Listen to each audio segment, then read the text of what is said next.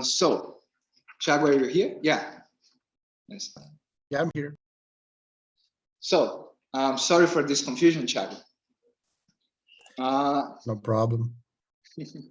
Can you share your screen with us? Let me do this in a heartbeat. Just 1 second.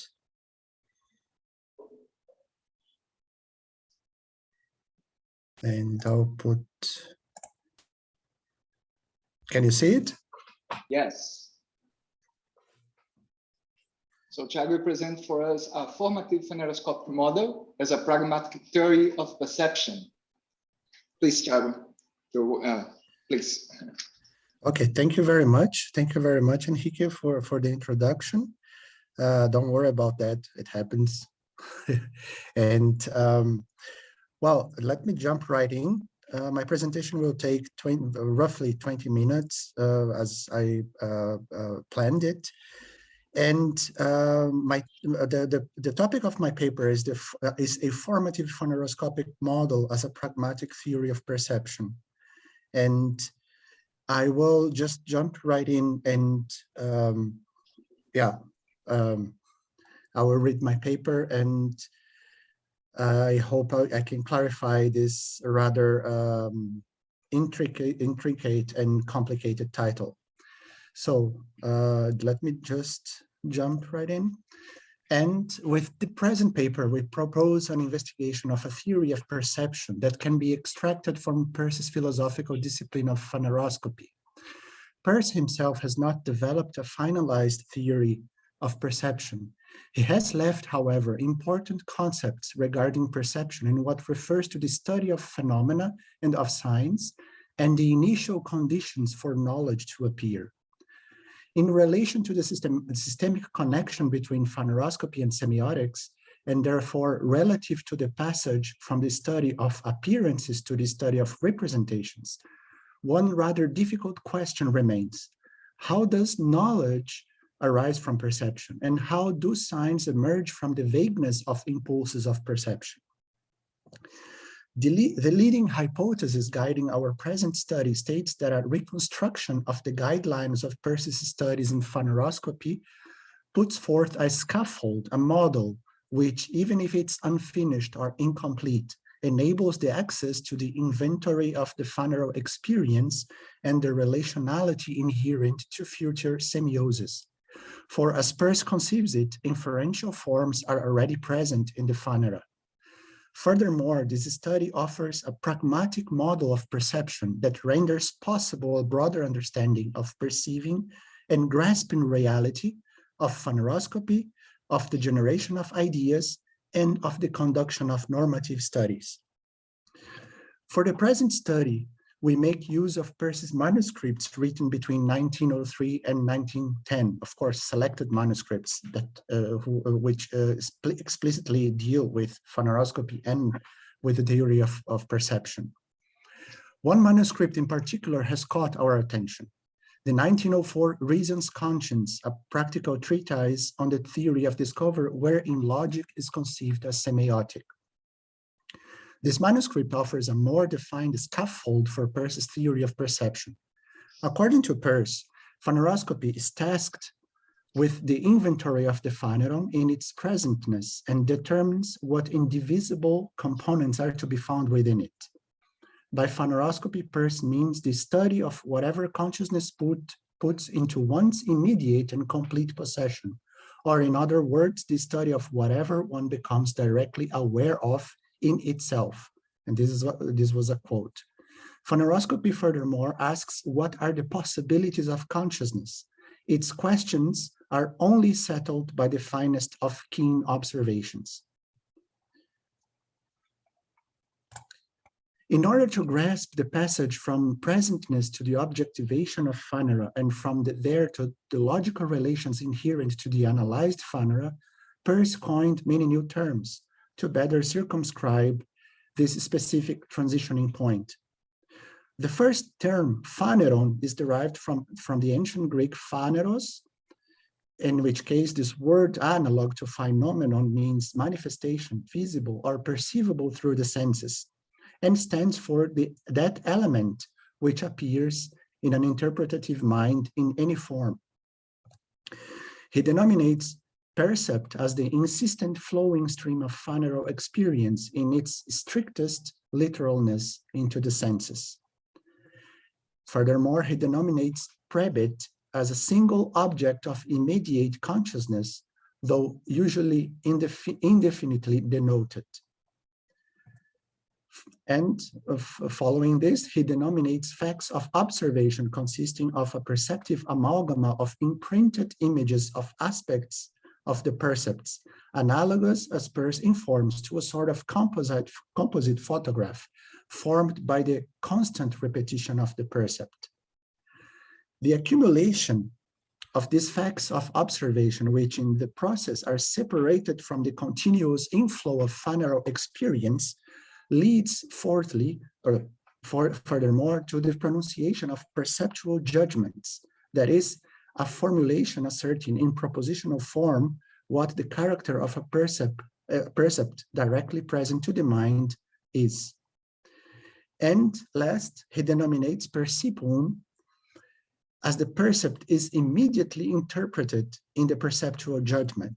Percipium, according to Peirce, is what forces itself upon our acknowledgement without any why or wherefore, in its suchness and presentness.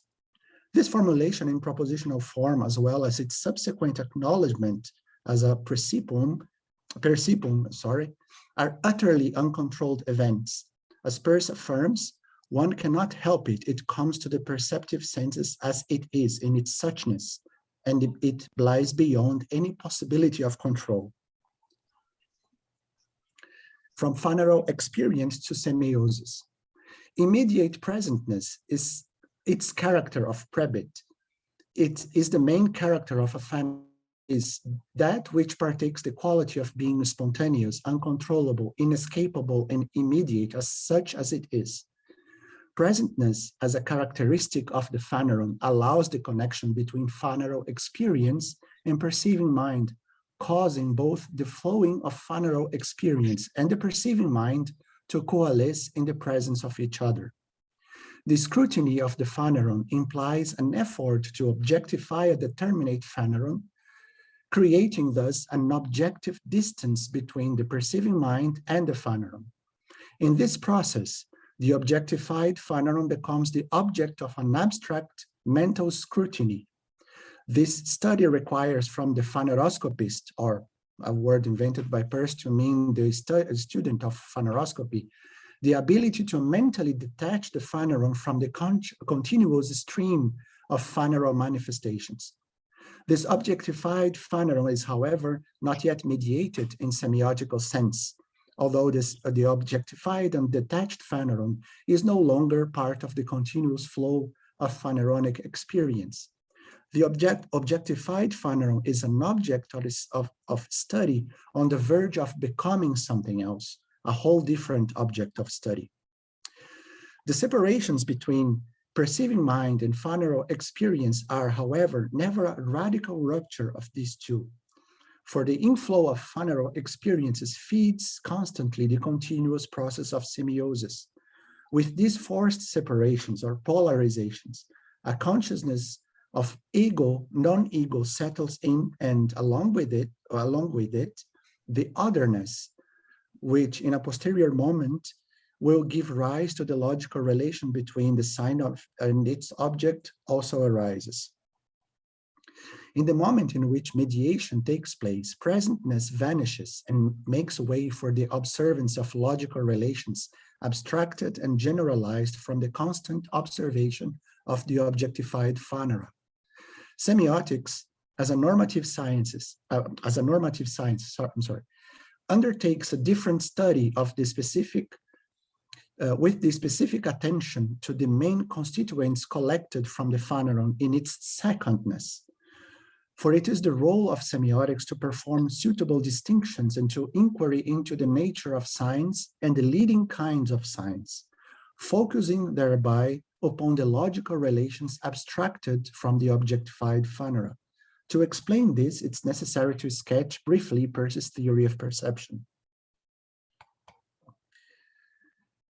In the 1904 quoted aforementioned manuscript, Reason's Conscience, a practical treatise on the theory of discovery, wherein logic is conceived as semiotic, Peirce puts forth important ideas for the development of a theory of perception. Here, Peirce thematizes, although not in detail, the transitioning point between Phaneron to Semeion, well, from Phaneron to Semeion.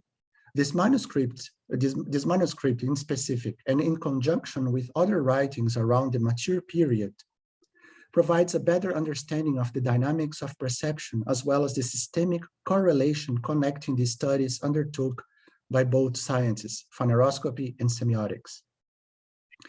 A percept is an image. It is the strictest literalness that contains absolutely no fact, and I quote Peirce. The term image, however, does not mean the same as in semiotic terms, such as, for example, an imagetic relation of similarity. The term image here, in the context of percept and the description of the dynamics of perception, has to be understood as an imprint that occurs in the senses of perception. This form of imprint image, as we may suggest calling it, carries no discrete facts, for it is still in the continual inflow of Phanero experience, and as such is only present to the perceiving mind as an appearance in its suchness, As Peirce thematizes it, and I quote, there is either a continual flow of perception, or as I ought perhaps to believe, so rapid a succession of thoughts of perception that the effect upon my distinct consciousness, which is limited to so much of my feeling as I can almost absolutely control, is that of a continuous flow, end quote. The percept is the Phanero presentness, the object perceived in a single act of perceiving. Every form of knowledge arises from the percept, and the only way to describe a percept or a series of percepts is to engage in a comparative study by describing a perception through the consideration of distinguished percepts by their superior vividness. But how does this process unfold? In the following quote, Peirce exemplifies this dynamic, and I quote, I will suppose that previous to perception, my ideas have been running on in a train controlled chiefly by their own natural affinities and by the habit of thought which have grown under my experience.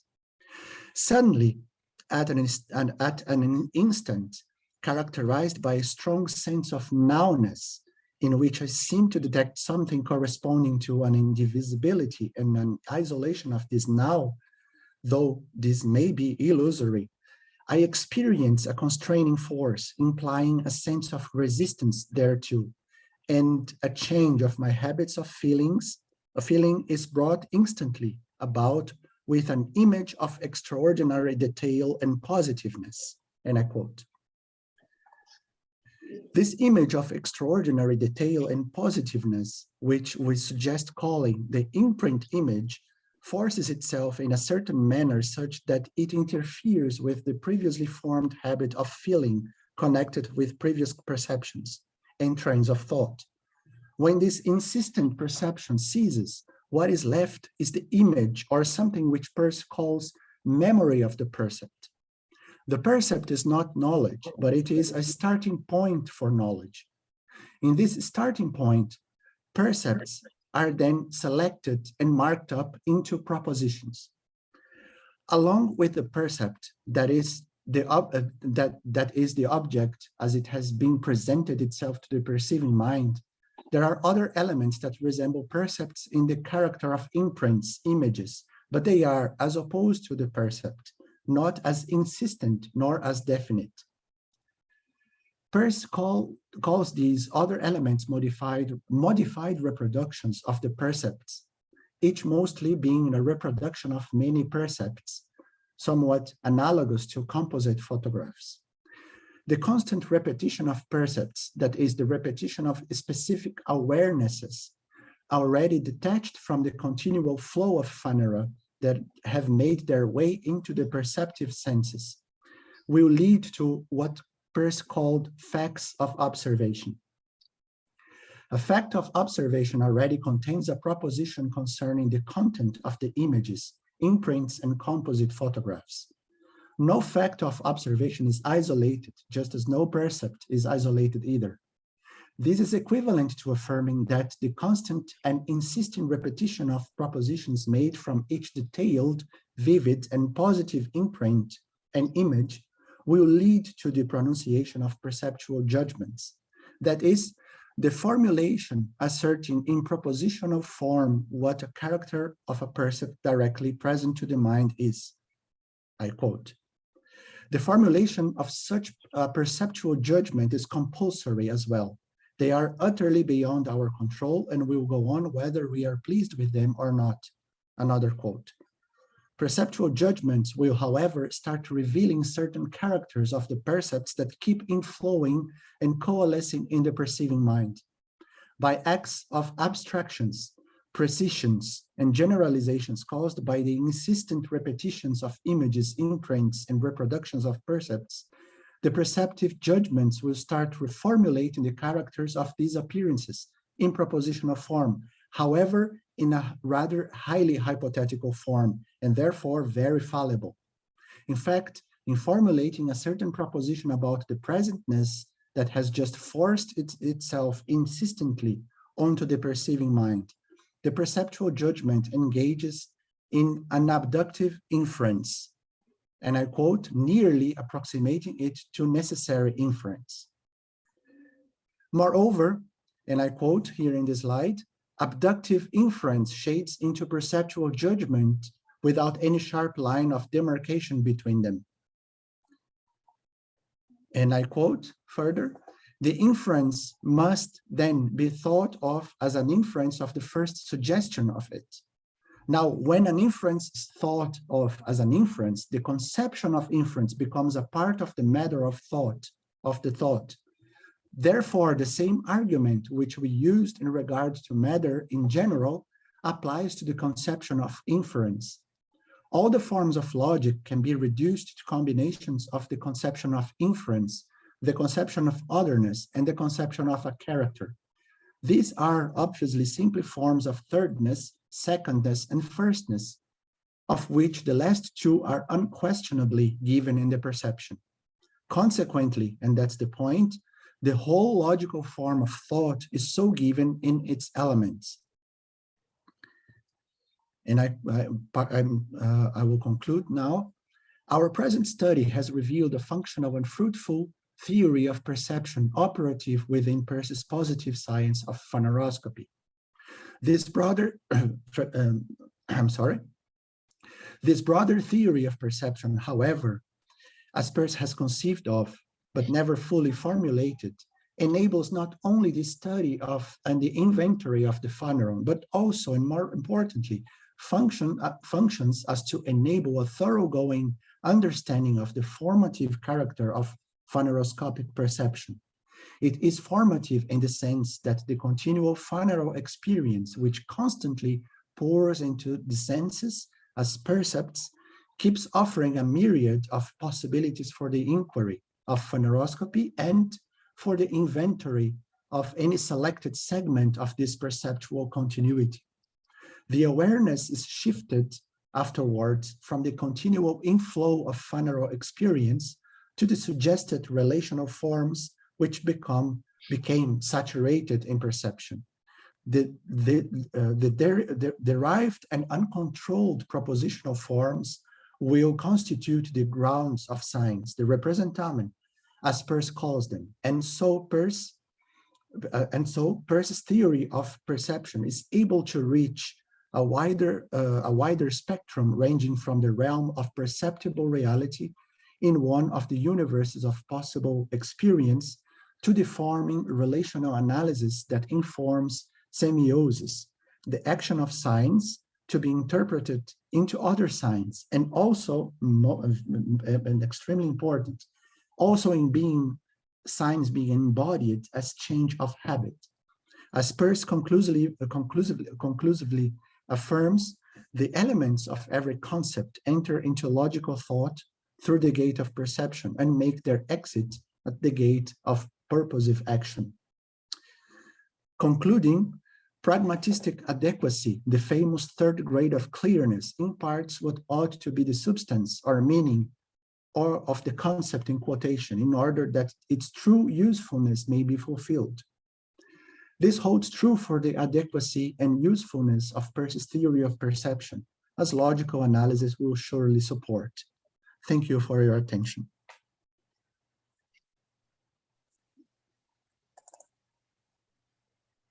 And I'll close here I'll stop my sharing.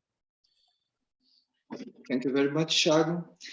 Tiago da Costa Silva, and he is a PhD on the logic of design process at the Universität der Kunst in Berlin, Germany, and worked at the Cluster of Excellence Image Knowledge Gestaltung, an interdisciplinary laboratory and in the Department of Cultural History and Theory of Humboldt, Universität zu Berlin.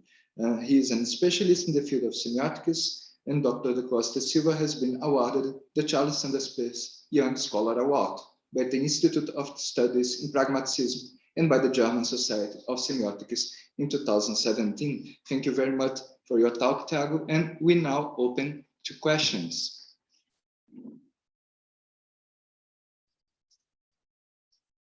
I have one question here.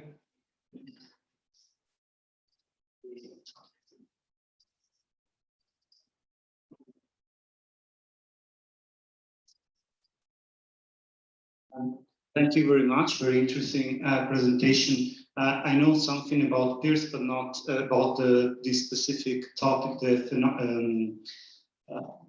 sorry, what's the phenomenon? It's Phaneroscopic or phenomenology. Yeah. It's the other name. Yeah. So my question is what's the difference between the phenomenon? Sorry, I can't pronounce this one. Phenomenon. Yeah, not the whole, but just the phenomenon. Phaneron. Yeah, the phaneron and the phenomenon in phenomenology. Sorry. Okay, My question is, can they be integrated, or maybe phenomenology and semiotics are alternative approaches to similar contents? Thank you. Well, sorry. No.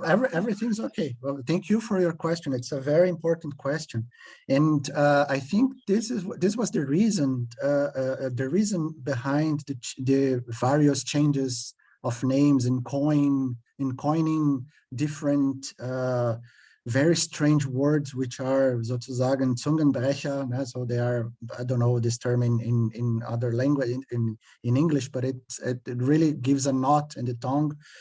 The point is, for Peirce, what falls in the name of this, what is the study of phaneroscopy or phenomenology is the same.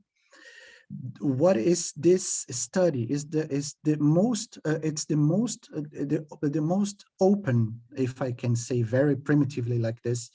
It's the openest, so to speak, of the studies that are opened, that offer themselves to the senses, that every woman and man in the sound faculties that a human being can possess can have. So it's that open. It's not, so to speak, something that really requires some other specificity or some instrumentation. This would fall into the category of observation of the special sciences, whereas we can have also, of course, a sort of phenomenology or phaneroscopy. But this phaneroscopy or this phenomenology in terms of the in this largest scope of what Peirce called philosophy is this experience, is this experiencing with the senses in the sense that everyone can have this experience, everyone who has this normal human being like faculties. That's a huge subject, and I'm trying to compress here the answer. But it's like this. First, it's maybe it's the first of the positive sciences, and it's the one that deals with everything that it's open to experience, for one. Second, he gives the name Phaneron, Phaneroscopy, Phaneron scopein, that is study of the Phaneron. Phaneron means the same thing as phenomenon, everything which is open to experientiation, to be experienced, and appears in the mind in any form whatsoever. We don't know. It has to be positively detected, studied to see what is it, this appearance. But it's a science of appearances. It's not a science of normativity. It's not a science of saying, defining right from wrong. It's the most open science that positive experience can offer.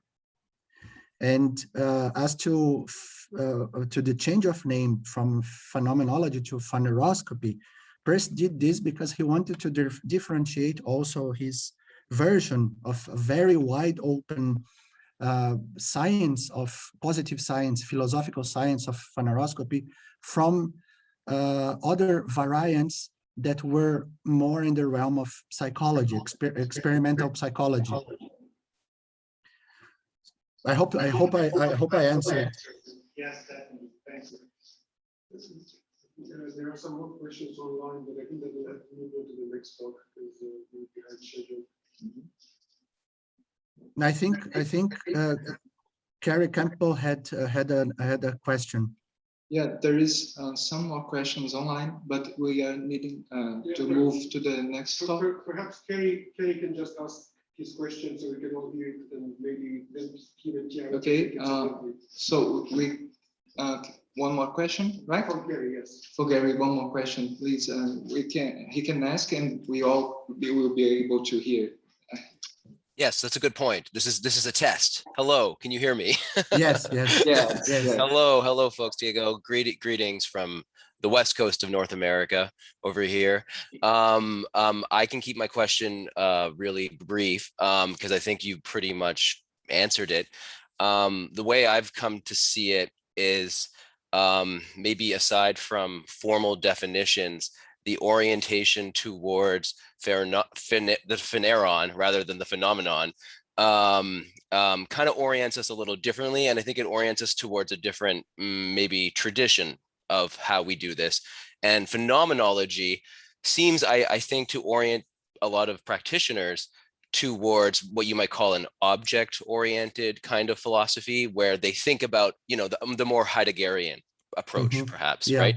And a phaneroscopy, in terms of all that is manifest, like you're saying, this Peirce's approach, I think it orients us towards an approach to, yes, like you said, an approach to phenomenology, or to the study of experience that is not inherently psychologistic, like you're saying. It can incorporate a very broad realm of experience, including pre-intentional experience, pre-verbal signification, and very possibly, as Peirce leaves open, other forms of life that we don't know about, other forms of signification and meaning making and life that we are not fully aware of. And I think that's that more than human, that post-human element in the Phaneron is where I see its methodological value, and I see that speaking through in your work. So I just wanted to thank you also for orienting us towards these later papers, these post-1903 papers. So thank you so much, Tiago. Thank you. And also, if you have any thoughts on that if outside of formal definitions, does this orientation, do you agree with that kind of what I'm saying? Yeah. Yes. I got your point, and I agree. So it's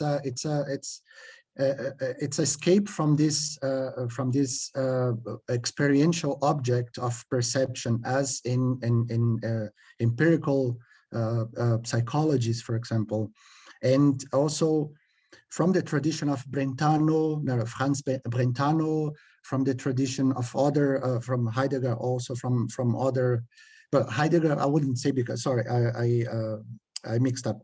But from the hardliner tradition of the empirical psychology. So he moves away from this, and he has some brief but also very important manuscripts on this subject, in which he differentiates what is the study of, or what should be the study of phaneroscopy or phenomenology, of logic, and of psychology. Yeah, so this is the point. Mm-hmm. Thank you so much. Thank you so much. Yeah, welcome. Thank you. Thank you very much, Tiago, for this wonderful talk. Now, we are going to move to our next talk. Letícia Vitral and João Queiroz, perceiving and reasoning when a part of glasses on a museum floor is an artwork, until it's not anymore. Okay, so hi, hello to everyone there. Good to see some familiar faces and names on a black background. So let's start this.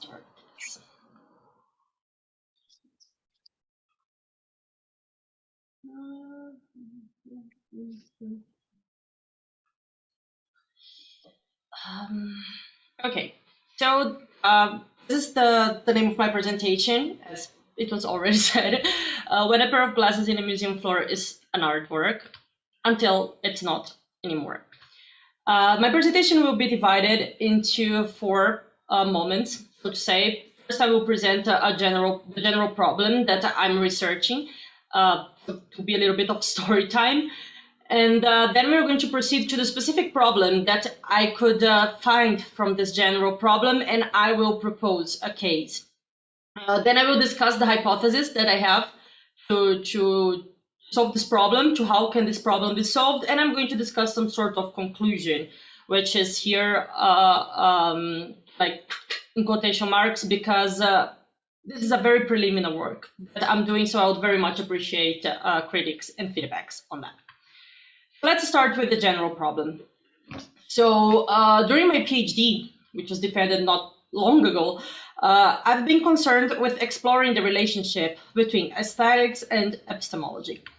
Or in other words, in understanding the mechanisms through which artworks allow agents to derive knowledge through the artwork's manipulation. So I could formulate the question kind of how aesthetic experience, which in this case is circumscribed to artworks, because of course aesthetic experience can be afforded with things that are not artworks, as you're going to see, is related to inferential methods. In order to answer this question, I resorted to those 2 old deceased men to try to understand this relationship. The first one, mostly for the aesthetics part of the discussion, was John Dewey. And for the epistemology part of it, I went to Charles Peirce. So yeah, they're both pragmatists. And according to pragmatist theory, I could find out that aesthetics and epistemology are actually pretty much related. I'm just going to show a very quick example here, but of course, I mean, I wrote a thesis about it, so there's more than one example. Which, if you take like an important quote from Artist and Artist Experience from Dewey, we can see that he says that when organism shares in the ordered relations of its environment, does it secure the stability essential to living. And when the participation comes after a phase of disruption and conflict, it bears within itself the germs of a consummation akin to the aesthetic. Since we are in a Peirson room here, I'm pretty sure that some of you are already kind of making a connection of what Peirce talks in these terms that Dewey is presenting here. And that's the structure, the general structure of inquiry, right? We have a system of stability, phases of regularity and stability, which are then disturbed, disrupted by status of chance and conflict. And then we proceed on inquiry, we get stability again, and so on and so forth. So I kind of realized that what Dewey describes as aesthetic experience, this sort of process towards a certain aesthetic consummation, is very similar to what Peirce describes as inquiry. So in order to kind of work on this idea with an example so that things can become a bit more clear, what I did was to investigate the very well documented and decades-long investigation from Arthur Danto, one of the most important aestheticians from the last century. He wasn't a pragmatist, by the way. And he was researching this question here. What is art? What makes something art? How can we define art? He was discussing the ontology of art. But I wasn't concerned with the ontology here. But this ontological question was taken as the hypothesis of the inquiry process that him, not me, him, Arthur Danto, developed upon one specific work of art that he kept coming back to it through his whole philosophical career. His first breakthrough paper was about this, and his last book was also about the same artwork decades after, which were the Brillo boxes from Andy Warhol. So I am not going to answer, to give the answer to this question that Arthur Danto was posing here, what is art? Because actually, to be honest, I'm not a huge fan of how he answered it, and that's not what I'm concerned with. But what I can give you guys as an answer to the question, is it possible to model aesthetic experience triggered by the Brillo boxes in Andy Warhol, from Andy Warhol, in Arthur Danto, in inferential terms concerning processes of abduction, deduction, and induction, and bearing those states of conflict and doubt, regularity and belief I just talked about? Well, what I came up with on my thesis is that, hell yeah, you can. Of course, I need to do some polishing here and there, but still, even though I was able to model that in syllogistical terms, there were still some things in this story of Danto and the Brillo boxes that were upsetting me a little bit, and I kind of under-addressed on my thesis. And that's where we go to the specific problem I want to discuss here. So, what was upsetting me a lot was the so-called Stockholm-type Brillo boxes. Why were they so upsetting to me? Well, the Stockholm-type Brillo boxes, let me explain a little bit what they are so that you can understand why this is a problem. They were fabricated in the Swedish city of Malmö in 1990, which was 3 years after Andy Warhol died. So they weren't fabricated by Andy Warhol, nor the factory, and not even in the US. So I think you can start to see the problem. But they were showcased in a retrospective exhibition about Andy Warhol in the Modern Museum of Stockholm. And they were sold as originals by the museum for around $6,000 American dollars at the time. So at the time, they were believed to be originals. The Swedes did a good job on fooling everyone. But then people found out through the museum, the modern museum documentations, that they weren't originals. It was a huge scandal. The art market went nuts, etc., etc. But I didn't get upset because the art market went nuts and the rich people lost money. I was upset because of something else. Why did Stockholm-type Brillo boxes afford aesthetic experience, even by being forgeries? So one possible answer, which I think is the most, it's the simplest answer that you can come up with from a materialistic point of view, is because Brillo boxes that were forged by the curator of the Modern Museum in Stockholm resemble the original ones created by Andy Warhol in all its sensorial aspects, which is basically visual and tactile. Actually, that is the problem of the Brillo boxes, because the original Andy Warhol boxes are already a facsimile from something that totally isn't considered to be art, which are soap pad transportation boxes that could be found in warehouses and supermarkets all over the country.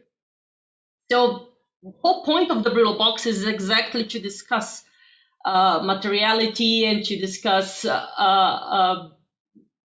daily design. It's the whole thing about pop art.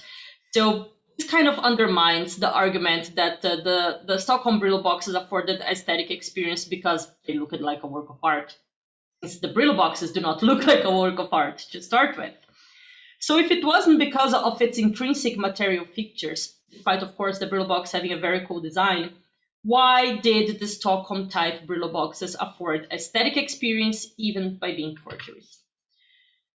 What I believe to be a possible answer, and this is what I want to talk about here today, it's because of the structure of the inquiry process that was performed upon them, because of the manipulation of habits and of hypotheses that was performed upon them. So see, and I want to make this very, very clear because it's very easy to kind of mix up those two points here. One thing is saying that something is art because of the structure of the blah, blah, blah, blah, blah, blah. But that's not what I'm saying. What I'm saying is that aesthetic experience can be afforded. So there's a difference here. I'm not saying that something is art or is not art, it's a forgery, but it's art. No, I'm talking about how can we afford aesthetic experience and how this is related to reason. Let's make that clear. So the beauty of this whole thing is that actually this problem, the Stockholm type, this discussion is actually deeply connected to a very important pragmatist concept. It's very often invited to the party, but not many people invited to dance because it's kind of understandable. It's a boomer to talk about things that go wrong. It's much more appealing to give examples of, look, the hypothesis was confirmed, but that's not kind of what it happens. Fallibilism is a doctrine that all reasoning knowledge are subject to failure. Actually, it's more than that. All reasoning and knowledge must be subject to failure in order to be valuable at all. And this is a central aspect of the whole problem here, because aesthetic experience was afforded from something that, in the end, didn't confirm the original hypothesis, which had an ontological character in this case. So the hypothesis was wrong, yet aesthetic experience was afforded. Why and how? And that is my problem. That is my question. What I want to try to describe here, to cut the umbilical cord that I have with the Brillo boxes a little bit after years talking about it, is to describe in inferential terms what happens in those very common cases of contemporary museum pranks. I mean, you can just go on Google and you'll see a list from Vice talking about those pranks.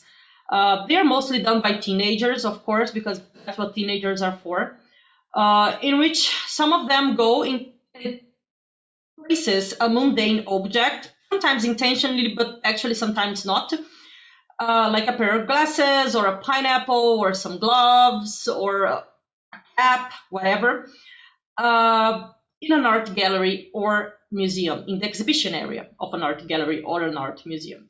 And then the visitors start to manipulate the object as if it is part of the exhibition, until some of them discover it's not. So this case, which even went to the New York Times, it's the one that I find very interesting, which was two California teenagers who visited the San Francisco Museum of Art and were kind of not impressed about the exhibition, and were like, oh yeah, I think I can do better. I mean, they're teenagers we're talking about. So they decided to place a pair of eyeglasses, glasses on the floor. Watch it in some minutes how visitors regarded their prank as a work of art. Some were even taking pictures of the so-called installation. Why I think this is a very good case is because those two teenagers, they documented it pretty well on their Twitter.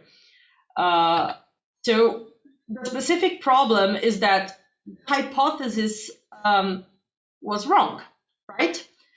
So they put it there, some people were reacting to it until one of them decided to pick it up and act like nothing happened. So let's discuss now the hypothesis. Hypothesis, which again happens to be ontological here, but I'm not concerned with discussing what is art, this is just an example, was wrong. I mean, the teenagers in the end took the glasses, left that everyone put on Twitter, and the New York Times wrote about it. Yet, you kind of say that maybe there is a very high probability that for some people their aesthetic experience was afforded. Why and how? So given the case here, I believe that the aesthetic experience was afforded, and that's my hypothesis, because the viewers manipulated the artifact, which in the case are the glasses, constrained by the habits of an artwork. So let's start talking about that in inferential terms. First, abduction, right? Abduction is the observation of a curious or surprising circumstance, followed by the supposition and selection of a given hypothesis. So that's kind of the surprising thing because, yeah, it was. And I think we can say that this is the sort of hypothesis, like, this is one of the ways in which we can model, we can describe the hypothesis that was being done by some visitors there, looking at those pair of glasses. This object, an artwork. So what is important to know is that this question is triggered by the perceptual judgment that took place in the immediate encounter of an agent, which were the viewers, and the artifact, glass, placed in the environment. So what is the thing here? How was this abducted? We must remember that we are not talking about a pair of glasses being put on a post office floor or in a shoe shop floor.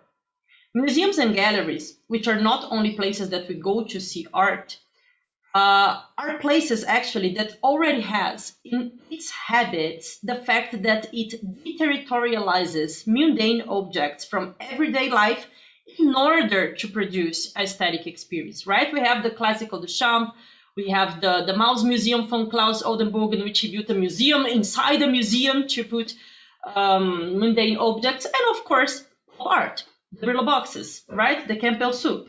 Excuse me. For that reason, sorry? 5 minutes.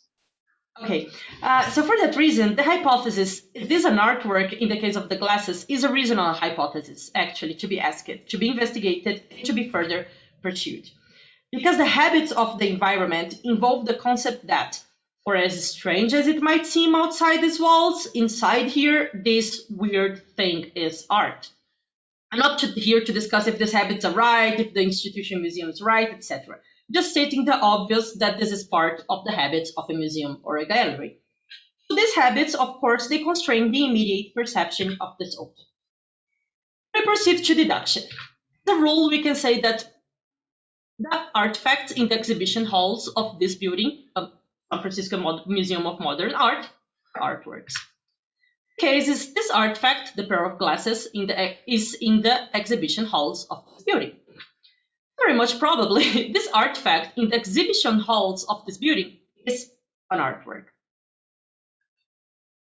So the bodily reaction, and this is also important here in the deductive part, is that the bodily reaction of further visitors in relation to the given artifact must be taken into consideration, because once this hypothesis is already circulating and people start to work on the deduction on it, it's like when you are walking on the streets and you see a bunch of people looking up. You kind of look up as well. You're like, oh, there's probably something up. So in this process, by behavior constrained by the habits of the environment, the visitors actually also become part of this multimodal physical space of the museum and gallery, and they are interpreted. What they are doing, looking at the glasses, it's also interpreted in relation to the habits of a museum. So as you can see here, the way that they are behaving. So in what regards induction, as I already spoiled the end of the prank when I showed the tweets before, at some point the teenagers gave up. The one who owned the glasses went there and picked it up. So that's the embarrassing moment in which those who were present when the teenager picked the glasses up realized that the hypothesis of that being an artwork was wrong. But they only realized that because they saw the end of the prank or because they read about it later on the New York Times. But if you were someone who manipulated the object according to the habits of an artwork, took some pictures of it, left the museum before the teenagers ended the prank, and never read the New York Times, you might have been left with the idea that, yeah, artifact which you inquired upon and is experienced aesthetically was in fact was actually not some random glasses from a random dude, but art. Does the fact that those were random glasses from a random dude invalidate your aesthetic experience? I believe that not. And the reason for that is that let's remember the pragmatic maxim, right? We are talking here about the effects of an object. So aesthetic experience was afforded because this was the effect of manipulating that artifact. It was constrained by the habits of an artwork. So the effect of manipulating something constrained by the habits of an artwork have a very high chance of affording aesthetic experience. Therefore, the effects of something are dependent on the habits of manipulation being performed upon this something. And such habits of manipulation are, in the case of museums and the like, constrained by the historical and social conventions of the physical space. So if the initial hypothesis was later disregarded, unconfirmed, effects produced prior to this non-confirmation can be described as aesthetic experience. Again, I'm not saying that something is art or not, that art is subjective or objective, and I'm not discussing the ontology of art, especially because aesthetic experience is not an absolute. Something can give you like a super duper aesthetic experience and something can be like, oh, cool. But this inquiry process, how the inquiry process can be modeled in relation to habits of the museum, in this case, is very, very important. So yeah, I need to research more about it, but I think it's kind of an interesting case study to also discuss when things go wrong. Thank you very much.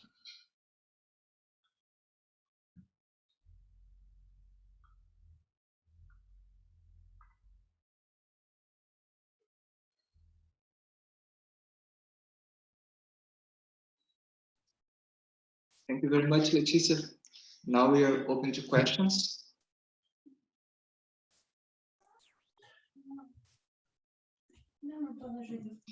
I have. Oh, there is, okay, please. Which one? Tiago, please. Yeah, sorry. Well, thank you very much, Letícia, for this wonderful presentation. It brings some good memories of my time as a student of design. I wrote you in 2014 asking about that for you when I wanted to go to Berlin, by the way. Really? We communicated? Yeah, I'm sorry, I missed that point. Things I can tell you that things academically here are not going so well, but anyway, we can exchange more information about that. Was it about the graduating colleague, or was it about? It was the I was looking for a postdoc for a doctor at the das Wissen der Künste. Ah, okay, there, okay. So yeah. I saw your name. You were Brazilian. I wrote you. Yeah, that project was very fine, and it was a German research fund group, and it finished at the beginning of this year. Yeah. So, but coming back to your presentation, thank you very much. And I think one of the high points that you made very, so to speak, present as a art phenomenon is that the losing of the boundaries and the playfulness, the joyfulness of the accidents and happenstances that are also, so to speak, now freed from older, so to speak, traditionalities. And I think you understand what I mean. From the modernism and going to the postmodernism, and now only God knows what it's called and what is enabled. There is this feeling of freedomness, and everything can go, and it is sort of not only relativistic, but it becomes also sort of a game. And this, I think, it's a very important aspect of the artistic meaningfulness, so to speak. And it becomes also endowed part of the object as well. Thank you for this, for bringing exactly this aspect of the loveliness of the lebendig, of the alive in the happenings, in the whole surroundings where art may manifest itself. Yeah, if I can just comment quickly on that, I think that that's something that really strikes me, because beauty for me in art is that art, especially the way that it's understood nowadays, because of course it's a very changing concept, it's something that by definition should raise some sort of doubt. I'm not saying hardcore doubt to the point of is this art. It raises some sort of unsettling, which can be good or bad, which can be, I don't know, beauty or what was the other one? I can't be another one. The sublime. I don't know. And so this is a fun thing, and this is actually pretty much saying that what art does is to stimulate inquiry. That's the role of art, but I think we should go a bit further. It's not just about stimulating, but art also helps us to guide inquiry, not only to start with, not only the beautiful creative part, but also the boring deductive, inductive part has to be taken into consideration, because it's in the structure, in the playful structure of art, the whole investigation process. We have time for one more question. Can you hear me? Yes? I was just, sorry, it's a very basic question. I was just wondering, you speak of aesthetic experience and of art at the same time. I was wondering if you consider them to be sort of concomitant, or do you separate aesthetic experience as such from art? Because, well, it's usual, for example, in philosophy of art or philosophy or aesthetic philosophy, it's a distinction usually. So I was wondering if you make that distinction. Is aesthetic experience an experience of anything as aesthetic, or is it supposed to be art? Yeah. Aesthetic experience, by go back to Baumgarten when he came up with these things, like if you go to classic aesthetics, it's already not only about artworks, right? There was a discussion of nature as aesthetic, and of course as human environments change, nowadays in modern society we started to discuss that not only nature as these beautiful trees, kind of Brazilian my window things, are aesthetic, but also mundane objects and everyday life. We have in the end the aesthetics of everyday life became a thing. So aesthetic experience, it's not necessarily talking about art. I decided to talk about arts because I think that arts are a very constrained system. It's a system that it's very, very well constrained in terms of it's something created usually by men, in places created by men and manipulated by men. So it's not just like nature that we can use in some according to some goals, but that's not the end goal of it. It's not like that with art. So in this sense, aesthetic experience, as Dewey talks about, because I take this concept from Dewey, actually, the concept of aesthetic experience, it's not only with art, but it's mostly with art. As Dewey says, art is what allows us to develop aesthetic experience in its most sophisticated manner. So those are the reasons why I talk about it. But of course, if you want to talk about aesthetic experience related to other things, that's totally okay, because everyone is kind of doing that.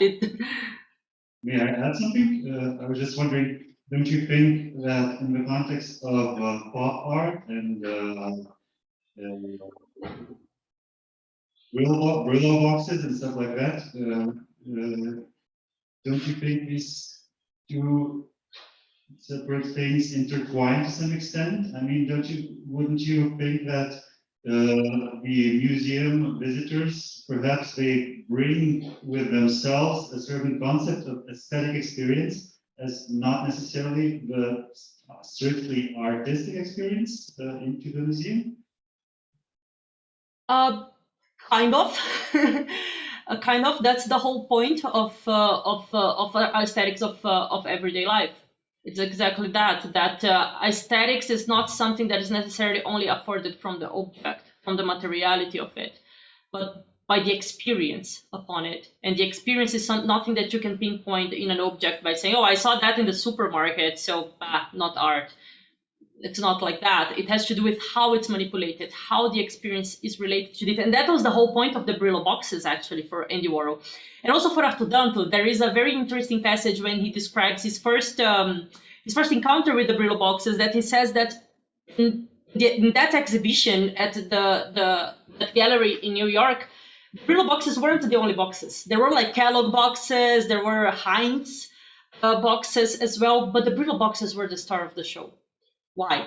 Because the Brillo boxes already had in his design some aesthetic quality, some aesthetic excellence related to authors. So it's not just taking something, putting in a museum and saying it's art. That's the whole point of the prank. That's why I wanted to talk about it. But acknowledging that the whole concept of art shouldn't be regarded only to material, but when we're talking about art, we should talk about experience, the kind of experience that can be afforded. It's not unique to art, but it's, according to Dewey, primarily manifested in art. I hope I answered. Thank you very much, Letícia. We ran out of time now and need to follow to the next presentation. So it will be my presentation now. Excuse me.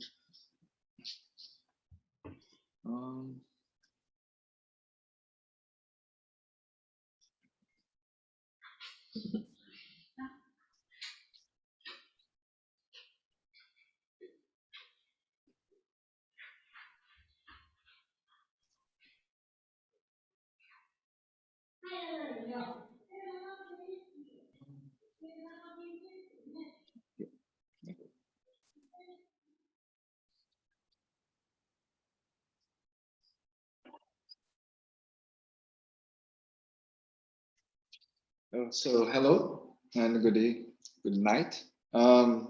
So metacognition, marking, and semiosis, the case of marking for self.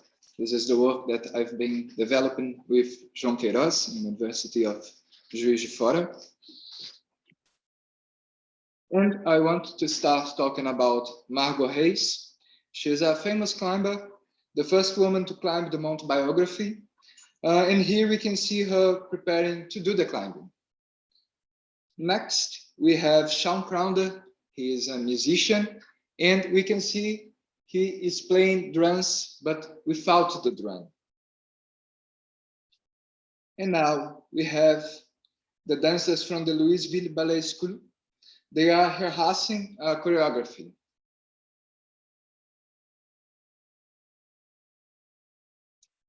Although it appears that they are doing very different activities, there are similarities. If we ask to them what they are doing, they would not hesitate to say that they are training, preparing, or searching for the best way to do what they are doing. What we are talking about is a well-known phenomenon that a community would not hesitate to call it marking. Indeed, one of the most investigated applications of marking is in choreographic dance, which is also the focus of this work. As considered by Felice and colleagues, composition of a dancing piece does not follow any standardized universal method, and it is indeed a highly idiosyncratic endeavor. Thus, when creating a dancing piece, choreographers start from a particular stimulus from which they develop a generative idea to explore. Here we are considering choreographic dance as a dance that uses specific sequences of patterns, of movements that are created to be repeated as close as possible to a normative standard, for example, in classical ballet.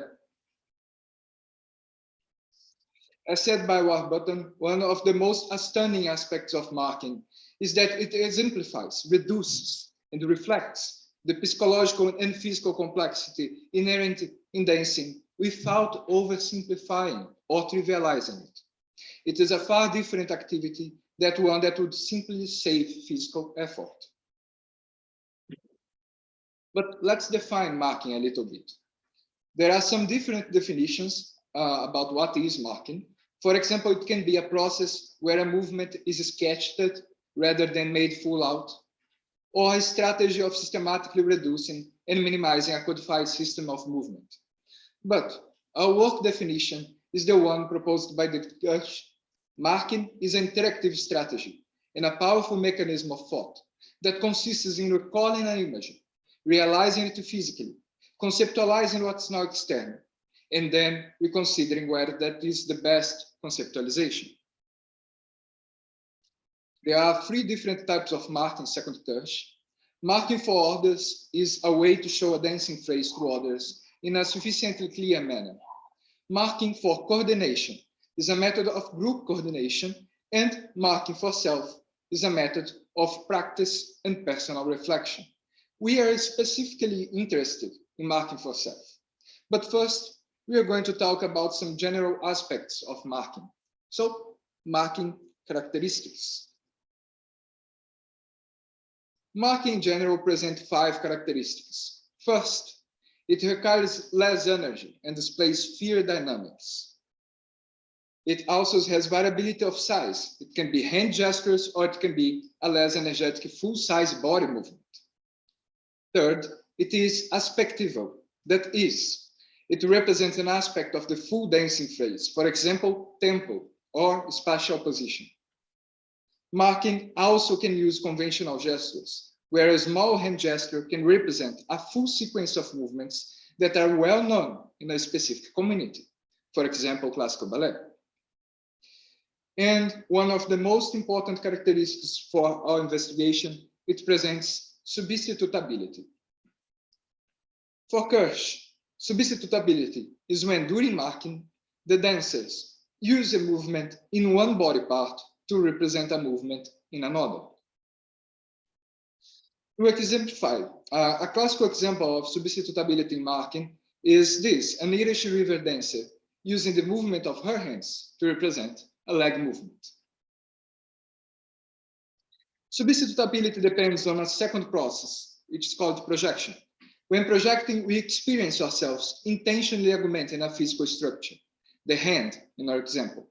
The bodily movement anchors projections of how the target movement ought to look and feel. When we use anchor, Kirsch is referring to Hutchins, who defines anchors as it follows. If conceptual elements are mapped onto a material pattern in such a way that the perceived relationships among the material elements are taken as proxies, consciously or unconsciously, for relationships among conceptual elements, then the material pattern is acting as a material anchor. Kirsch distinguishes projection from perception and imagination. For him, projecting, or anchoring lives somewhere between perception and imagination. Since the project element is conjured by the subject, it has an imagination component. But also the project element is anchored on what is perceptually present, having a perceptual component.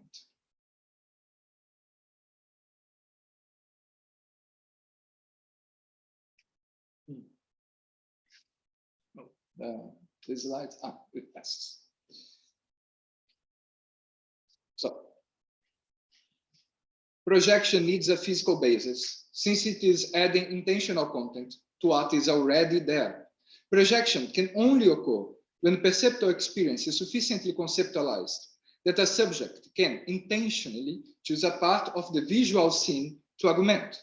Conceptualization of some sort is required because the subject must anchor the projection in something they recognize. So, in marking, the embodied external representations are being used to reduce the cognitive load of keeping and comparing two different representations, the movement that is happening and how the dancer wants the movement to happen. Those characteristics are common for 3 types of marking. Now, let's talk about marking for self. For Kirsch, marking for self may be for reinforcing memory, reflecting on sequences, or for personal scrutiny of spatial relations. Dancers interact with the body, using it as a cognitive tool or artifact to help thinking, recruiting all parts of the body for memory, as in multimodal accounts of action. We had a GIF there, but okay. Oh, there it is.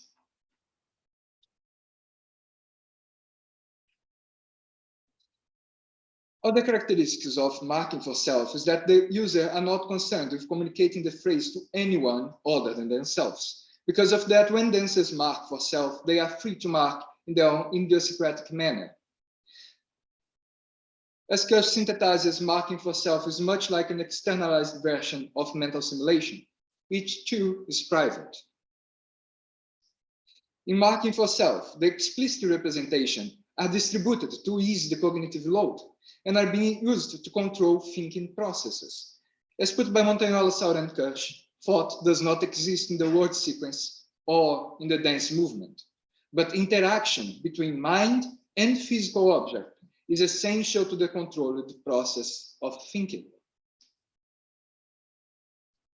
In his main paper about marking, Kirsch considers that although marking has similarities with iconic gestures, it differs in an important way. He said, quote, "The substitution of one leg for two is one way marking differs from iconic gesturing, where rarely, if ever, will there be a collapse of elements in a manner that distorts their appearance." Contrary to the conception of Kirsch, we want to argue that the most astounding characteristics of marking is indeed because it is iconic sign. More specifically, a type of hypoicon, a diagram. We're going to do that, proposing that marking for self is semiosis, sign manipulation. In methodological terms, we are investigating how marking for self behaves according to Peirce's semiosis model. Specifically, we will explore here how multimodal patterns of semiotic activity can provide a more accurate description of the representations present in marking for self. Semiosis can be described as an irreducible triadic process through which a constraint factor, the object, acts on a cognitive behavior, the interpretant, because of the mediation of a central entity or group of entities or processes, the sign. Applying semiosis model in marking, for example, we have that marking, that is the project phrase, stands for a normative phrase in order to determine a certain effects. For example, the correction and further execution of the leg movement that the dancers want to play. Now we can ask how the object relates to its sign and what are the implications. To be able to answer those questions, we need to take into account iconicity. Icons are a type of sign that stands for its object in virtue of some shared quality. Models of buildings, equations, and metro maps are examples of icons. A special characteristic of icons is that through the manipulation and observation of an icon, we can reveal attributes or properties of its object. So, in our last example, for the hand movement substitutes the leg movement, they need to have some sort of shared quality, an aspect of iconicity. This shared quality is the relations between the parts of the leg movement which the hand are being used to represent. This way to represent by means of relation, it's a special type of icon called diagram. A diagram signifies through the arrangement of relations between their parts, which are analogous to the arrangement between the relations of the parts of the objects. Once again, we can say that models of buildings, equations, and metro maps are examples of diagrams, since they can signify through analogy of relations. And we are arguing that marking can be here as well. But what are the implications of considering marking for self as a diagram? Diagrams have a special characteristic. The object of a diagrammatic sign is always an intelligible relation. And this allows some properties that are noticed in marking as described by Kirsch. First, since they are intelligible relations, it allows precise inquiry of projections. Second, as they are projected in a physical structure, dancers can easily manipulate this structure, manipulating the intelligible relations, which leads to the third characteristic. It allows dancers to learn from the manipulation of this structure. In short, because marking is a diagram, the structure can be manipulated as intelligible relations, allowing the dancer to think about his own thinking or his own dancing. Now, to say that they are able to think about his own thinking deserves a more precise treatment. Thinking about thinking is a general term used to talk about metacognition, or the use of metacognitive representations. These represent properties of cognitive processes, for example, the reliability of a perceptual representation. Explicit metacognition uses explicit representations, and in our case, they are externalized also. A representation is explicit when it's conscious and represented in working memory so that it can be used by process of cognitive control. Thus, a hallmark of explicit metacognition is that it is sensitive to concurrent process load. Explicit metacognitive states can be typically communicated verbally or non-verbally. Once again, applying semiosis model in marking for self, we have that marking, that is the project diagrammatic phrase, which is a second order representation. It stands for a normative phrase, which is a first order representation, in order to determine certain effects. The diagrams in marking for self are being used to control and monitor the cognitive endeavor of the dancer. Those characteristics of marking for self that monitor and control the cognitive process allows us to classify as a metacognitive phenomenon, and even more precise, as a distribute explicit metacognitive. But more than that, the diagrammatic structure allows experimentation. Once again, because marking for self is a diagram that can be manipulated as intelligible relations, the external and explicit representations are able to be used to scaffold generations of hypotheses of future action and to reduce the cognitive load. Now, to say future action, it has a specific meaning. It means that marking for self works as a predictive or anticipatory system. Prediction or anticipation is an ubiquitous operation involved whenever an agent does something expecting something else to happen. Marking for self is used to reduce, or at least attempt to reduce, the number of possible choices a cognitive system will face in the future. And on the other hand, it affects future action by generating novel possible choices. Or, rephrasing it, as a projective intelligence technique, marking for self works as a predictive or anticipatory and metasemiotic cognitive artifact. It works by submitting sign systems to control conditions and providing a scenario for anticipating the emergence of new and expected semiotic behavior. There are some advantages in this approach. First, it gives us a theory of sign process that is not separated from a theory of cognition. It's not the purpose here, but the model of semiosis is the basis of cognition for Peirce. And cognition is a process of action of sign or semiosis, and we cannot think except through signs.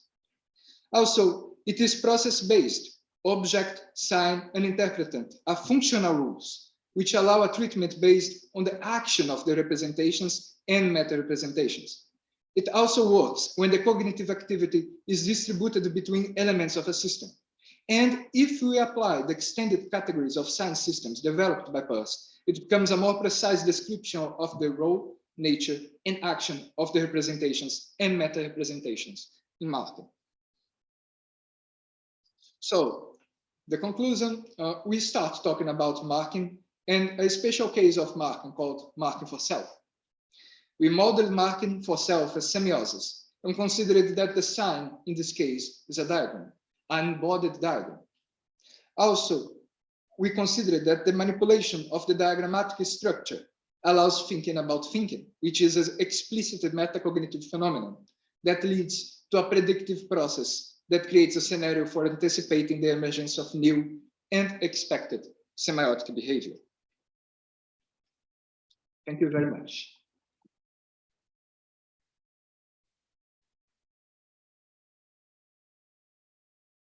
Questions for Henrique?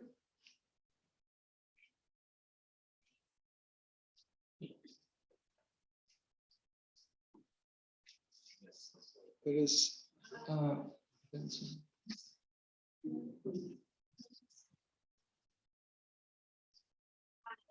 Oh, that was really nice, thank you.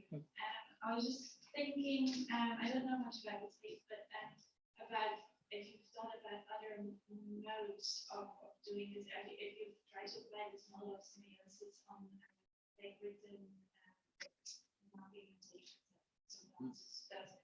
I assume that maybe the need technologies to real written system of enforcing factory. Oh, yeah, sure. It's very interesting because here, although it was not the purpose to this investigation, I'm trying to get back to one of my first slides. Here. When Margot Hayes is doing this kind of hand gestures, he's looking at a paper. And in that paper, there is a diagram of the climbing. There are different annotations that he's using she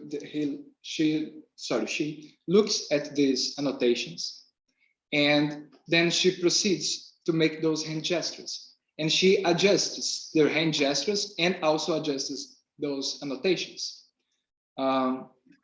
So yeah, it can be used to analyze different models. We are specifically interested in this embodied kind of diagram that appears in musicians as well. Some musicians use it, but it can be used. That answers your question. Yeah. I just wonder here if she's looking at an image, is there like double semiosis happening? Yeah, probably is a continuous thing, continuous process. If that makes sense to speak about the continuous, it is a process in which there is this interaction between these two diagrams, the embodied diagram and the diagram that is in the wall.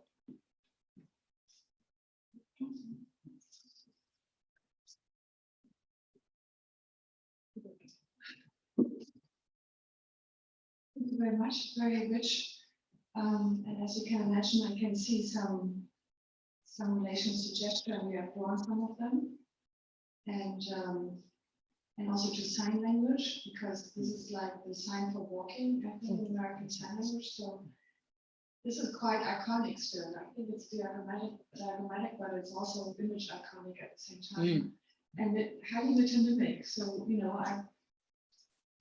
I have also thought a lot about metonymy and gesture, and since you said that this marking practice is reduced, for example, that could be metonymic reduction, but then out of this reduction, of course, grows something new of, all these embodied movements. And since this is so physical and embodied and enacted, as you mentioned, this idea of metacognition from my, spontaneous reaction doesn't make sense, but I think that this is so physical that the thinking about thinking and diagrams, that makes a lot of sense. But here with these enactments and dance, if you talk to dancers, have you presented this theory to dancers? Not yet. Yeah, I really wanted to. I would try to see what they would say about these processes and how much of this is embodied. Some of these movements are actually quite repetitive, and then it's not so creative anymore, but they have to also, I guess, repeat, and then it's a pattern at some point. So, it's very rich, but I just wonder for musicians and for dancers, how metacognitive this really is. That would be an interesting question. Yeah, thank you very much for your commentary. I have not the chance yet to present this to dancers, but we are planning to interact with dancers and other kind of artists to exchange some about this theory and what they think, the reflections that they do about their own doing, right? Yeah, for David Kirsch, speaking about, for him, it helps dancers because it's easy, the cognitive load. And when it's easier, the cognitive load, it allows dancers to have more resources to create something new. I can see that. It sets free this. Yeah, it's kind of this flow of the body. I can see that. Yeah, that's very promising. Thank you. Thank you very much.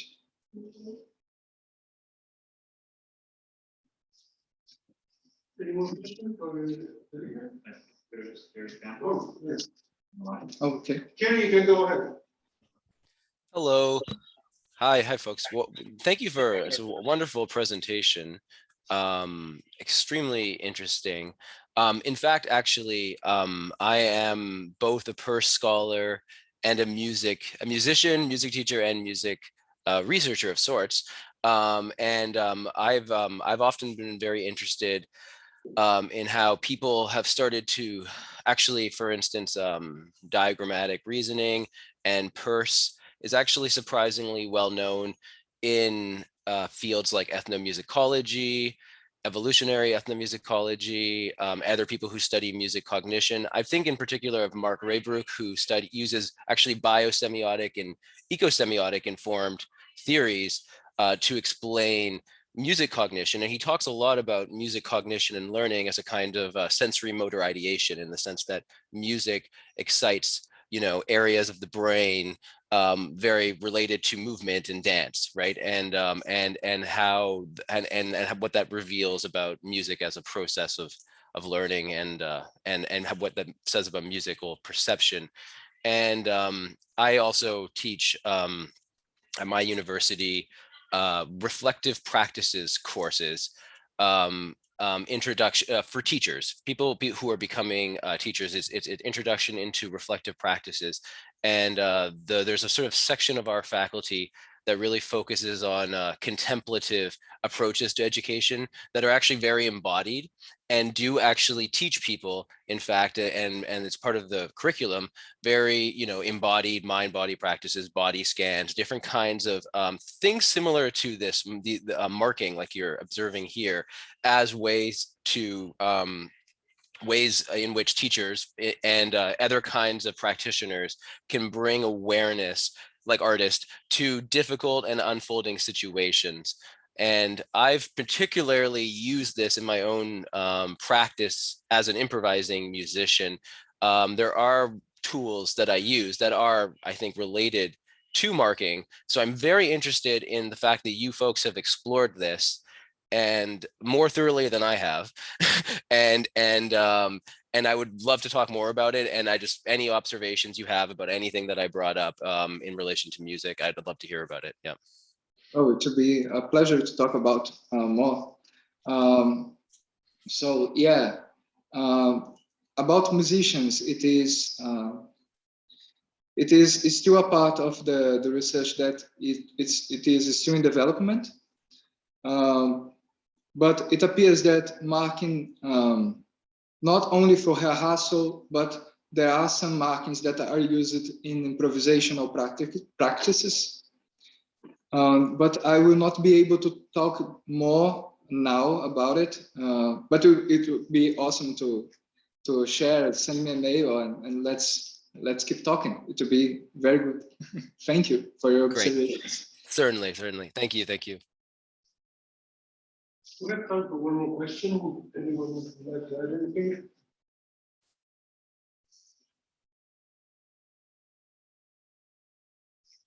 Last thoughts? No? Well, then, thank you very much, Henrique. And we can move on to our next one. Oh, yeah. So I'll stop sharing and I will call. Yep. The next speaker who is Cary. Yes. Where is the mouse? Oh, let's see. Stop share.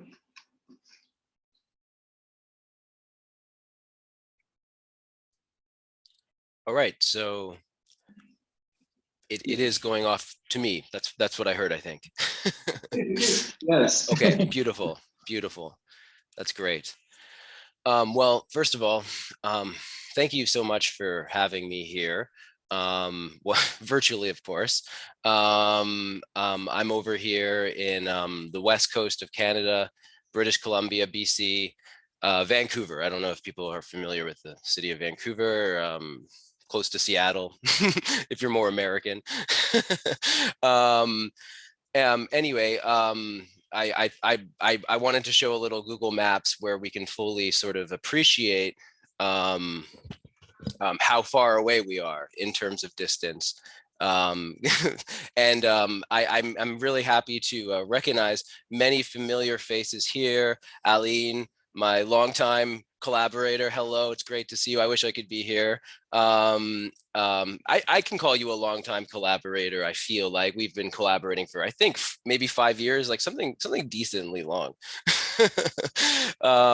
Heather, yeah.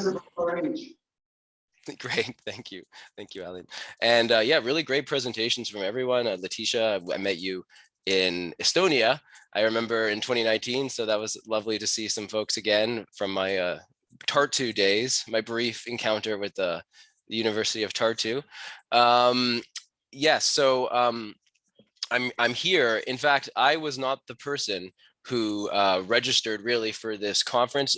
This was Charles Pearson, who's a mentor of mine, an American semiotician, who had the idea to put together this presentation for this conference, and he kind of invited me along.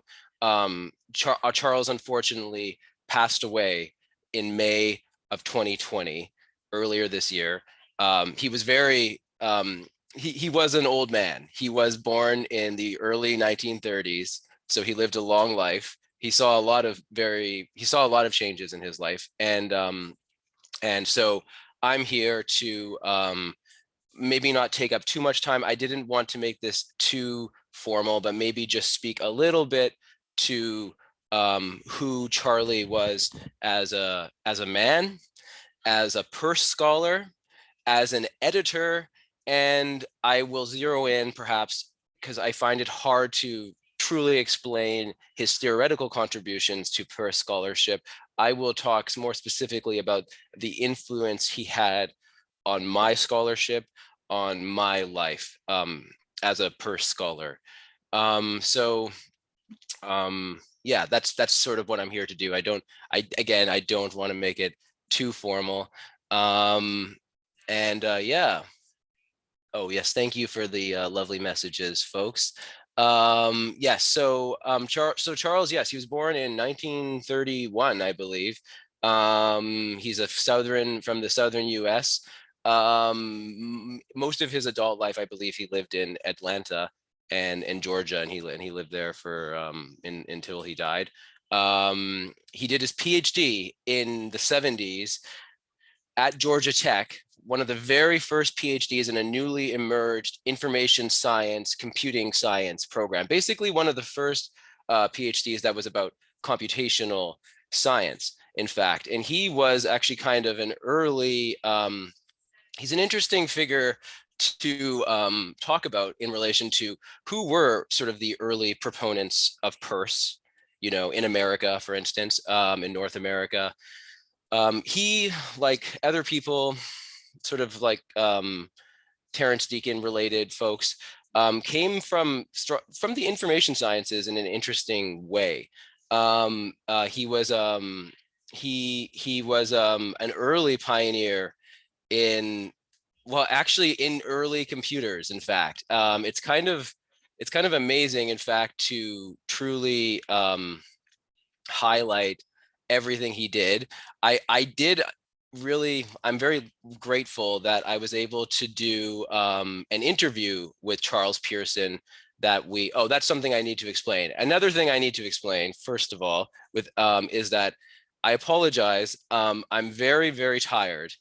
I have not slept in 2 days. I'm in the midst of a very difficult marking season, teaching 4 undergraduate classes at Simon Fraser University, where I'm a lecturer in the Faculty of Education, and I've also just kind of coming off of a cold. So I feel like I'm very inarticulate. So just bear with me, folks. I'm forgetting things, but I'm doing my best. And it's early in the morning. It's late in the evening for you. It's early in the morning here. So bear with me, I know. So Charlie's, so that's one of the main things that perhaps has to be explained between my connection to Charlie, is that Charles Pearson was a long-standing editor of a section dedicated to Peirce scholarship in the journal Chinese Semiotic Studies, back before it became part of Die Gruyter and transitioned into a more, became associated with the bigger publishing arena and semiotica and everything. And he carried it on. Back in 2016, 2017, I was sort of workshopping a paper with Charlie about Peirce. He was going through some health problems, and he was just very much interested in not editing this section anymore, no longer editing it. And he quickly realized that all of his colleagues were retired, or as he said, dead. And he offered me the position simply because I was young and had energy for this stuff, for Peirce scholarship. So I took over this sort of honorary kind of position, and actually really interestingly got to publish some really great papers that really had nothing to do with me. They were coming down the tracks because of Charlie's awesome connections and in the entire sort of Peirce world. In particular, I'm thinking of papers by the late Eliseo Fernandez, who was an Argentine-American librarian and sort of early contributor to biosemiotic research. He had a long relationship with Charlie, and Charlie allowed him a great editorial platform in this journal, as he did for so many people. And that was sort of one of the great things that I highlight in a paper, in a sort of in memoriam for Fernandez and a celebration of Charlie as an editor that I wrote in 2019. I said that one of the great strengths of Pearson's editorial approach in this section has been the way he fostered and encouraged authors to make extended arguments over a series of articles. That was actually the approach of the Peirce section. It was short articles, 4,000 words approximately, that people, but also a series of articles, 4 to 6 articles sometimes, that people could develop over time. This is already, this allowed authors to develop an argument stream. Actually, Pearson said this himself. He said this in one introduction. He said this allowed them to develop an argument stream and thus their own style that enabled the reader to evaluate their differing insights and strategies for understanding, extending, and or applying the work of Charles Peirce. So he had a philosophy as an editor. It was clear to me when I came on board, and I really appreciated that he was using this sort of new platform, this new international platform that was, gathering a lot of attention in Asia and Europe, and to some extent America, and he was using it to do something really interesting in the world of Peirce scholarship. And Eliseo developed some really, just amazing work, sort of contributions to early biosemiotic theory. Same time as Hofmeyr, early 2000s. Great contributions, working through similar concepts as somebody like Hofmeyr or Clevy call biosemiotic causation, scaffolding as a notion, biosemiotic notions of scaffolding, etc. And all through a thorough grounding in Peirce. So I got off track a little bit, but I'll quickly share my screen just so we can sort of see the article that I'm referring to here. I won't share it for, oh wait, one moment. I won't share it forever. I just want to quickly alert us to a couple things. Here we go. So yeah, if we look here, this is one of those I was lucky to do with Charlie late in his life. Yeah, just some of the he does one thing he does in this early on is he explains in a really long-winded way how he came to Peirce through his early career in the 60s and 70s in computing science. And this is what I wanted to highlight to you folks, just sort of an interesting trajectory that Charlie had into Peirce scholarship. He was involved in the early computers that were involved in airframe manufacturing, early digital and analog computers. He worked for GE for a long time. working on planes. He was sent to different areas around the US, Rochester, New York, San Francisco. He even developed computers for IBM and textile companies in South Carolina. So he was involved in a lot of the actually the sort of early, I'll stop sharing it, sort of the early advances in computing science, actually. And he, at the same time, he was pursuing grad school, and he went to Europe, he went to the Netherlands, and in a long-winded way, he ended up in Georgia Tech, because I think ultimately he was very Southern at heart. As an American, Charlie was much more patriotic than I am, being Canadian, not American, in fact, at all. And we're from really quite culturally different areas of the continent. He's from the American South, and I'm from the Pacific Northwest. I do find his the way he came to. So he was ultimately always going to stay, I think, in the southern U.S. He was that's where his home was, and that's why he ended up in Georgia Tech. He created, and all afterwards, he never really had a single academic, a permanent academic position. He did different sorts of fellowships. He did a lot of work in China, in fact, with Han Bingyu and other people in the 90s, I believe. And he was also always busy with his own computing businesses and his work. He was very in demand for that work, of course. So that's kind of a little bit about Charlie the man. He ended up being a great commentator on Peirce, and he was extremely interested in synthesizing Peirce's work to some extent. How do I say this? In a sense, Charlie, I feel like, was kind of a structuralist. The academic tradition he was immersed in early on was a kind of structuralist tradition, but he was a structuralist thoroughly concerned with process, if that makes sense. And I think that is reflected in the abstract that is printed here in these proceedings here. He speaks about the ability to use Peirce's work to look at components of perception, but he stresses that perception is not a series of discrete units, but always a continuous whole. And to me, he always really seemed to stress Peirce's doctrine of cynicism, the doctrine of continuity, that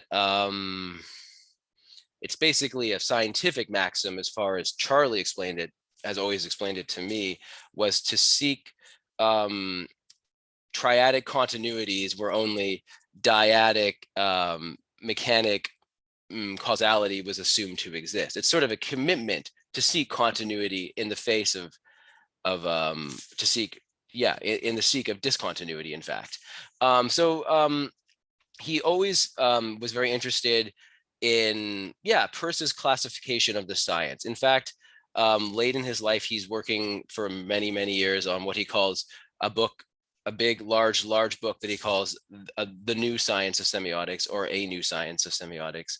And it's he's been working on it for years. And it is, in a sense, I think, an attempt to kind of return to much what Tiago was talking about, Peirce's classification of the sciences, how we can use Peirce's semiotic theory as a kind of methodological guide in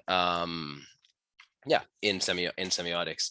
And so I should share with you folks just a little bit more about, actually, how much time do I have? That's a good question. How are we doing for time, folks? Let me just check in. Yeah, thanks, Cary. Well, it's up to you. If you could talk for 5 more minutes, then we'll also have 10 minutes for questions. Okay, yeah. So you see, I can talk and talk and talk, but I will skip a lot of what I said, but I will just quickly share my screen one more time and zero in on just a few of the papers that I've been mentioning here. In particular, I would highly suggest for anyone who's interested in Peirce scholarship to look at Charlie's very, very, very cogent 8 common fallacies of elementary semiotics. It has a kind of Einsteinian lucidity to it. It's sort of like, here's the main points, take it and leave it, you know? I would also encourage you to look at his in memoriam article for Eliseo Fernandez. This is actually a beautiful article, and it has beautiful commentary on the advances in biosemiotic theory, and it shows you how sort of receptive Charlie was very early on to biosemiotics as an idea. He was very, very receptive to it, and his early work in the 70s is already receptive to it. And I would also then just encourage you to look at an interview with Charles Pearson which I was happy to publish also in the same journal, in the same Peirce section. Where am I? Oh yes, here, two also papers that early on I received mentorship, I would say, from Charlie. And to me, these are actually sort of early perceptual inquiries into aspects I encountered as a music education researcher, as a music educator. And they're sort of two represented by diagrams like this. It's attempts to explain aspects of the learning and teaching pedagogical process that are inherently pre-linguistic, pre-verbal, pre-intentional, and inherently embodied and environmental, and using Peirce's and other commentators' notions, like notions such as a primary iconism and primary indexicality, to talk about aspects of the learning process and actually specific concepts such as an indexical rub or a firstness moment that that teachers can use in specific context to orient and guide their practice. Specifically important to arts educators. So I don't have time to go into that, but Charlie, because he recognized the value of Peirce to practitioners, very much encouraged me on in this research. He wanted to use Peirce. He thought that Peirce had a kind of implicit theory of perception that was not totally developed, but there was huge pragmatic value in exploring it further. And that's sort of the early mentorship that I received from him. For myself. Anyway, thanks so much, everyone. It's lovely to just share with you all a little bit about who Charlie Pearson was, and I'm sad that he couldn't have been here himself in order to, to grace you with his presence. And he has a big personality, that's for sure. So, so thank you so much, everyone. And I'd love to hear any comments, observations, anything at all. I know this was very general and open-ended, but thank you for indulging me. Thank you.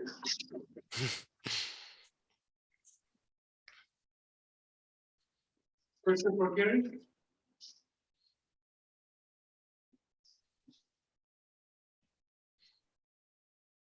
Well, if I may, then I have a question. Can you hear me? Yeah, no, I'm sure that now you can hear me. Yeah, thanks very much. By the way, I didn't have the opportunity to say that it's good to see you, Cary, and I'm sorry that it was in Vilnius, but it's good to see you like this. And I think thanks for telling us about Charles Pearson. I think this is an important thing. You know, I don't want to be sentimental, and I'm probably I'm not. But I think this is an important thing. You know, to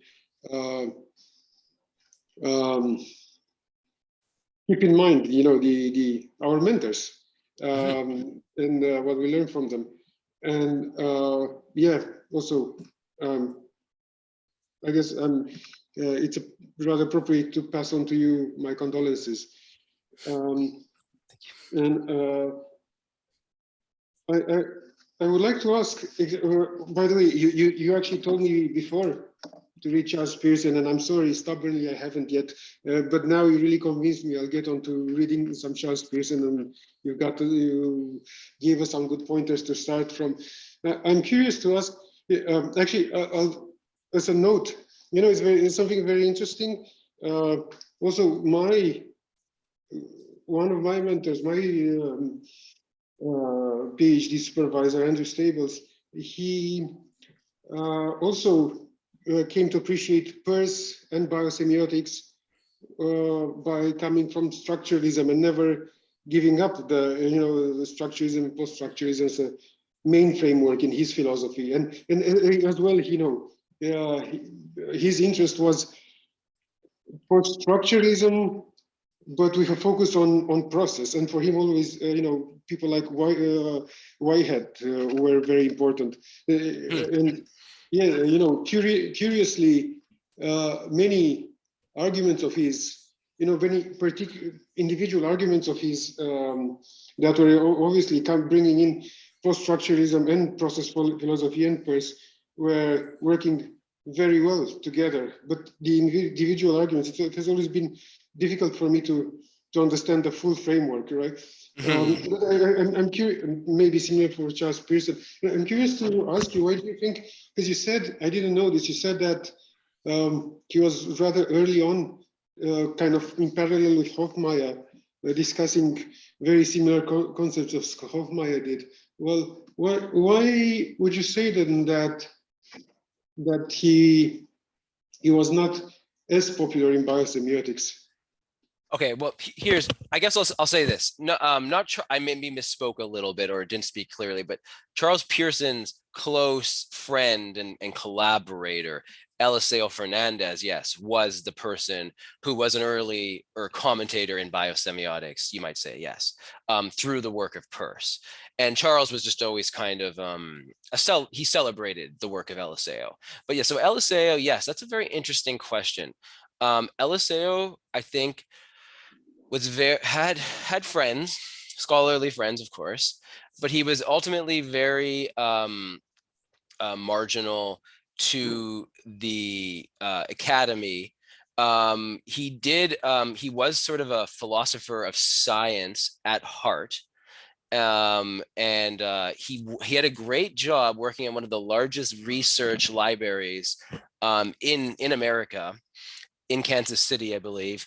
But at the same time, never really held down an academic position as such. It was a research related position for sure, but not necessarily a full professorship as we might think of it.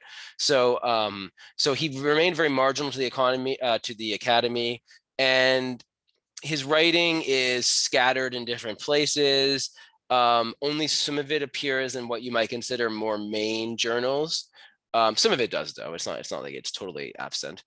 Yeah, so I don't know exactly, but I think this is part of the other aspect to that, Aline, is that some aspects of biosemiotics analysis have remained, or some streams of biosemiotic theory have remained quite marginal in North America, while they have been quite celebrated in places like Europe, different places in Europe. At the same time, that's not to say that Peircean philosophy and theory is not strong in North America. It is, in fact, influential in many different domains. And we have kind of neo-Peircean theory coming out of Deakin and a whole crowd of people, a whole group of scholars. And that's not essentially the same thing exactly. That research might be very celebrated in a way in America, but this other research is not. It's more theoretical, but it is very much working along the same lines as somebody like Hofmeier. I think that's very safe to say. Yeah. Great, thank you, Alan. That's a great question. Maybe one very short question to Cary. Doesn't look like it. Well, that's fine. Yeah. Good. Thanks very much, Cary, and thanks very much, everyone. Now, I'll have to be very practical, even more than pragmatic, because we need to start the Nordic Association assembly. And we've got a long agenda with things to vote on and so on. So I see that the board members are gathering, and of course everyone is all the conference participants are encouraged, asked to, if they would like to attend the assembly, though of course we understand it can also be not the most exciting part of the conference. So yeah, I guess we will wait for a couple of minutes, and when everyone from the board is here, we can proceed with our assembly.